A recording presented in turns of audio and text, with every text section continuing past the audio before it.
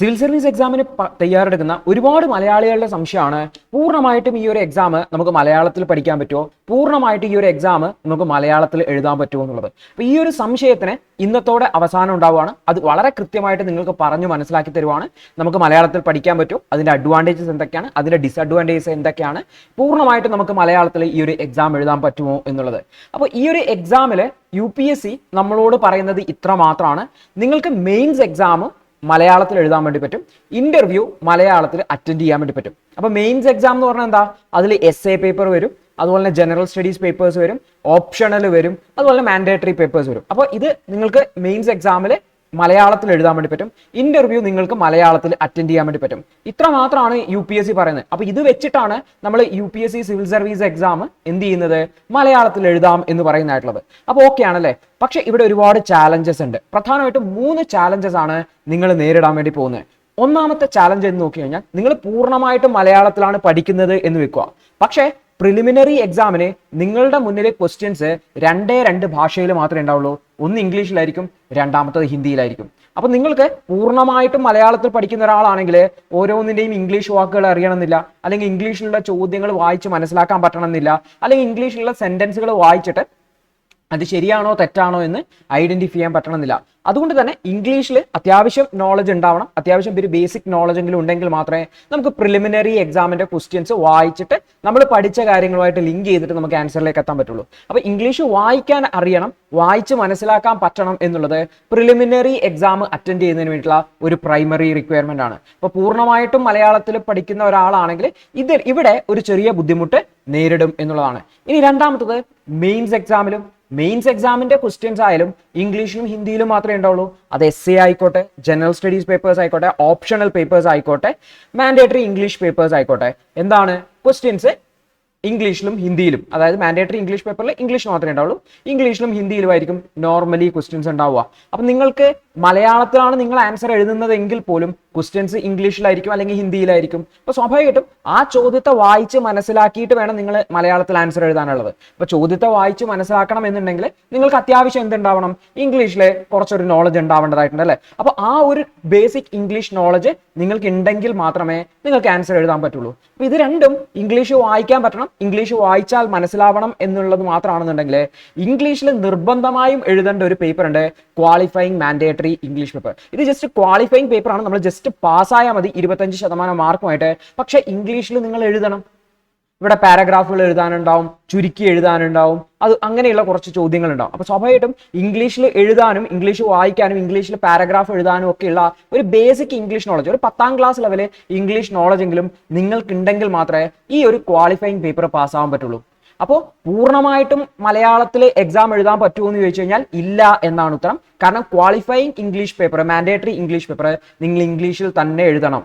മറിച്ച് നിങ്ങൾക്ക് essay മലയാളത്തിൽ എഴുതാൻ പറ്റും, ജനറൽ സ്റ്റഡീസ് പേപ്പേഴ്സ് മലയാളത്തിൽ എഴുതാൻ പറ്റും, ഓപ്ഷണലും മലയാളത്തിൽ എഴുതാൻ വേണ്ടി പറ്റും. പക്ഷെ ഈ ഒരു paper, qualifying mandatory English paper, ഇംഗ്ലീഷിൽ തന്നെ എഴുതേണ്ടതായിട്ടുണ്ട്. അപ്പൊ പൂർണ്ണമായും മലയാളത്തിൽ എഴുതാൻ പറ്റുമോ ചോദിച്ചാൽ ഇല്ല എന്നാണ് ഉത്തരം. കാരണം ഈ ഒരു പേപ്പർ ഇംഗ്ലീഷിൽ തന്നെ എഴുതണം. അപ്പൊ ഇംഗ്ലീഷിൽ ബേസിക് ആയിട്ടുള്ള നോളജ് നിങ്ങൾക്ക് ഉണ്ടാവണം. ഒരു 10ാം ക്ലാസ് ലെവൽ നോളജേ പറയുന്നുള്ളൂ. ചോദ്യങ്ങളൊക്കെ വളരെ സിമ്പിൾ ആണ്. 25% മാർക്ക് ഇട്ട് നമ്മൾ ജസ്റ്റ് ക്വാളിഫൈ ചെയ്താൽ മതി. പക്ഷെ ഇംഗ്ലീഷ് എഴുതാൻ അറിയണം. അപ്പൊ നിങ്ങളുടെ മനസ്സിലുള്ള ചോദ്യത്തിന് കൃത്യമായിട്ടുള്ള ഉത്തരം കിട്ടിയിട്ടുണ്ടാവും എന്ന് വിചാരിക്കുന്നു. പക്ഷെ പല ആൾക്കാരും മലയാളത്തിൽ പഠിക്കാനാണ് താല്പര്യപ്പെടുന്നത്. മലയാളത്തിൽ പഠിക്കുമ്പോൾ അഡ്വാൻറ്റേജ് നമ്മുടെ മാതൃഭാഷയാണ്, നമുക്ക് വേഗം മനസ്സിലാവും അല്ലെ? ഇംഗ്ലീഷിൽ ഒരാൾ പറഞ്ഞു തരുന്നതിനേക്കാൾ അല്ലെങ്കിൽ ഇംഗ്ലീഷിലുള്ള ഒരു ബുക്ക് വായിക്കുന്നതിനേക്കാൾ വളരെ എളുപ്പത്തിൽ നമുക്ക് മലയാളത്തിൽ കാര്യങ്ങൾ മനസ്സിലാക്കാൻ വേണ്ടി പറ്റും. അപ്പൊ നിങ്ങൾക്ക് മലയാളത്തിൽ പഠിക്കുന്നത് കൊണ്ട് ഒരു പ്രശ്നവുമില്ല, നിങ്ങൾക്ക് മലയാളത്തിൽ പഠിക്കാം, മലയാളത്തിൽ കാര്യങ്ങൾ മനസ്സിലാക്കാം. പക്ഷെ അതിന്റെ ഇംഗ്ലീഷ് വേർഡുകളെ നിങ്ങൾ ഫെമിലറൈസ് ചെയ്യണം. ഓക്കെ, എങ്കിൽ മാത്രമേ നമുക്ക് ക്വസ്റ്റ്യൻസിൽ ആ വാക്കുകൾ കാണുമ്പോൾ ഐഡന്റിഫൈ ചെയ്യാൻ പറ്റുള്ളൂ. അതുപോലെ തന്നെ ഇംഗ്ലീഷിൽ ചോദ്യങ്ങൾ വായിച്ചിട്ട് നമ്മൾ ആൻസേഴ്സ് എഴുതിയിട്ട് പരിചയിക്കുകയും വേണം. അതുപോലെ തന്നെ പ്രിലിംസിന്റെ ക്വസ്റ്റ്യൻസ്, ഇംഗ്ലീഷിലുള്ള ക്വസ്റ്റ്യൻസ് നമ്മൾ പ്രാക്ടീസ് ചെയ്യുകയും ചെയ്യും. അപ്പൊ ആ ഒരു പ്രാക്ടീസ് മാത്രം മതി. അതായത് ഇംഗ്ലീഷ് വേർഡുകളുമായിട്ടുള്ള ഫെമിലറൈസേഷൻ വേണം. നിങ്ങൾക്ക് മലയാളത്തിൽ പഠിക്കുന്നതുകൊണ്ട് ഒരു കുഴപ്പമില്ല. അതുപോലെ തന്നെ മാൻഡേറ്ററി ഇംഗ്ലീഷ് പേപ്പർ നിങ്ങൾ കുറച്ചൊന്ന് പ്രാക്ടീസ് ചെയ്യണം. ഇംഗ്ലീഷിൽ കുറച്ച് പിറകോട്ടാണ് എന്ന് നിങ്ങൾക്കൊരു തോന്നലുണ്ടെങ്കിൽ നിങ്ങൾ ഈ മാൻഡേറ്ററി ഇംഗ്ലീഷ് പേപ്പറിന് കുറച്ചൊരു ശ്രദ്ധ അധികം കൊടുത്തിട്ട് എന്ത് ചെയ്യണം, അതുകൂടി പ്രാക്ടീസ് ചെയ്യേണ്ടതായിട്ടുണ്ട്.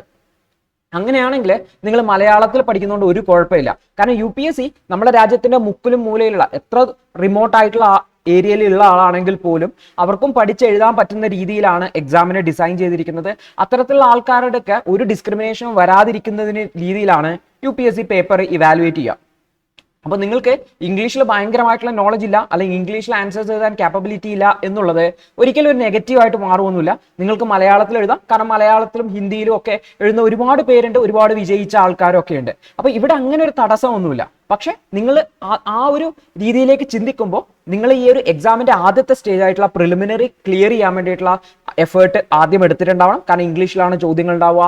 മെയിൻസിന്റെ കാര്യമാണെങ്കിൽ ചോദ്യങ്ങൾ വായിച്ചിട്ട് മനസ്സിലാക്കാൻ പറ്റണം, എന്നിട്ട് അതിനെ മലയാളത്തിൽ നിങ്ങൾക്ക് ആൻസർ എഴുതാനുള്ള എബിലിറ്റി ഉണ്ടാവണം. അതുപോലെ തന്നെ മാൻഡേറ്ററി ഇംഗ്ലീഷ് പേപ്പർ ഫെമിലറൈസ് ചെയ്യണം, അതിന് കൃത്യമായിട്ട് അഡ്രസ്സ് ചെയ്യാനുള്ള ഒരു സ്ട്രാറ്റജി നിങ്ങൾ ഡെവലപ്പ് ചെയ്തിട്ടുണ്ടാവണം. ഇങ്ങനെ ചെയ്യുവാണെങ്കിൽ നിങ്ങൾക്ക് മലയാളത്തിൽ പഠിക്കാം, മലയാളത്തിൽ ആൻസർ എഴുതാം, മലയാളത്തിൽ ഇന്റർവ്യൂ അറ്റൻഡ് ചെയ്യാം, ഒരു തടസ്സമില്ല.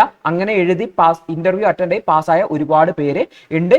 മലയാളത്തിൽ മാത്രമല്ല മറ്റു ഭാഷകളിലുണ്ട് എന്നുകൂടി ഓർത്ത് വെക്കുക. അപ്പൊ ലേണേഴ്സ് ഇത്തരത്തിലുള്ള ഒരു സ്ട്രാറ്റജിയാണ് ഫോളോ ചെയ്യുന്നത്. കാരണം നമ്മുടെ മാതൃഭാഷയിൽ മലയാളത്തിൽ നിങ്ങളോട് കാര്യങ്ങൾ പറഞ്ഞു തരുമ്പോൾ, ഞാനിപ്പോൾ മലയാളത്തിൽ പറയുമ്പോൾ നിങ്ങൾക്ക് വളരെ വേഗത്തിൽ കാര്യങ്ങൾ മനസ്സിലാവും. അതേ സമയത്ത് ഇംഗ്ലീഷിലാണെങ്കിലോ മനസ്സിലാക്കാൻ കുറച്ചൊരു ബുദ്ധിമുട്ടുണ്ടാവും അല്ലേ? അപ്പോൾ സബ്ജക്റ്റിവിനെ മനസ്സിലാക്കാൻ അല്ലെങ്കിൽ ആശയത്തെ മനസ്സിലാക്കാൻ നമുക്ക് എന്ത് ചെയ്യാൻ വേണ്ടി പറ്റും? മലയാളത്തിൽ കാര്യങ്ങൾ പഠിക്കാൻ വേണ്ടി പറ്റും. പക്ഷെ നമുക്ക് എന്ത് ചെയ്യണം?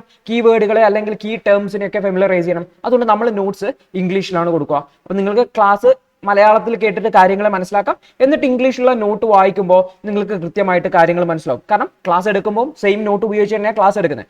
ഈ ഒരു സ്ട്രാറ്റജിയാണ് ലേണേഴ്സ് ഫോളോ ചെയ്യുന്നത്. ലേണേഴ്സിന്റെ ക്ലാസ്സുകളിലും എല്ലാം തന്നെ നമ്മൾ ഈ ഒരു ഐഡിയ ആണ് ഫോളോ ചെയ്യുന്നതെന്നും കൂടി ഓർത്ത് വെക്കുക. അപ്പൊ നിങ്ങളുടെ സംശയത്തിന് കൃത്യമായിട്ടുള്ള ഒരു ക്ലാരിഫിക്കേഷൻ വന്നിട്ടുണ്ടാവും എന്ന് വിചാരിക്കുന്നു.